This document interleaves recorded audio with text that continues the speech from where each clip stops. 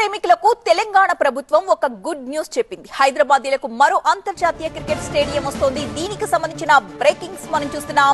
హైదరాబాద్ శివారులో అంతర్జాతీయ cricket stadium అసెంబ్లీలో సీఎం రేవంత్ రెడ్డి ప్రకటించారు. స్కిల్స్ యూనివర్సిటీ పక్కనే అంతర్జాతీయ క్రికెట్ స్టేడియాన్ని ఏర్పాటు చేయబోతున్నట్లుగా ప్రకటించారు. బీసీసీఐతో ప్రాథమికంగా చర్చలు జరిపినట్లుగా కూడా తెలిపారు సీఎం రేవంత్. అంతర్జాతీయ స్టేడియం నిర్మాణానికి భూమి కేటాయిస్తామని, స్టేడియాన్ని నిర్మించాలని బీసీసీఐని కోరినట్లుగా తెలిపారు సీఎం రేవంత్.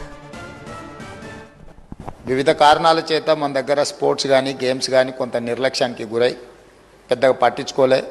కాకపోతే ఆ రోజు పుల్లెల గోపీచంద్ గారికి అకాడమీ కోసం కేటాయించిన ల్యాండ్ కానీ వాళ్ళు ఇచ్చిన ట్రైనింగ్ల వల్ల మన దగ్గర చాలామంది క్రీడాకారులు తయారవ్వడానికి ఉపయోగపడ్డది.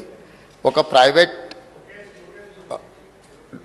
ప్లేయర్ లేకపోతే ప్రైవేట్ వాళ్ళు ఏర్పాటు చేసిన దాంట్లోనే ఆ విధంగా ఉంటే ప్రభుత్వం వైపు నుంచి సహకారం ఉంటే ఇంకా అద్భుతంగా రాణించడానికి అవకాశం ఉంటుంది.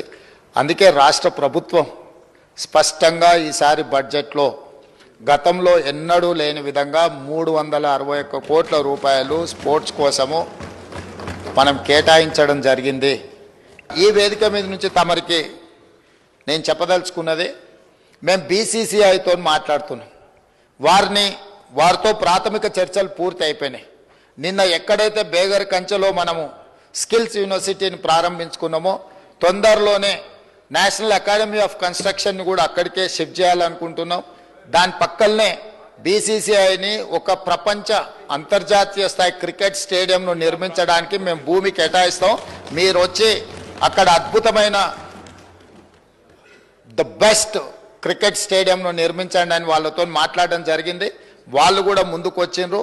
దాదాపుగా రాబోయే కొద్ది రోజుల్లోనే వారికి భూమి కేటాయించడం, బీసీసీఐ స్వయంగా అక్కడ ఒక మంచి క్రికెట్ స్టేడియాన్ని నిర్మించడానికి ముందుకు వస్తుంది.